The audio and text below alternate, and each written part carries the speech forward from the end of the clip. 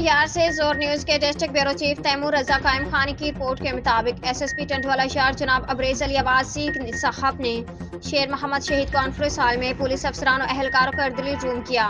SSP साहब ने police अफसरान और एहलकारों का अर्दली रूम किया और उनके मसाइल सुने। शीट क्लर्क और हेड क्लर्क ने एक सब इंस्पेक्टर, एक एएसआई और 25 पुलिस एहलकार को गैर हाजिरी, तबादला, छुट्टी और शौकाज के सिलसिले में एसएसपी टंटवाला शहर जनाब अबरेज अली अब्बासी के रूबरू अर्दली रूम में पेश किया।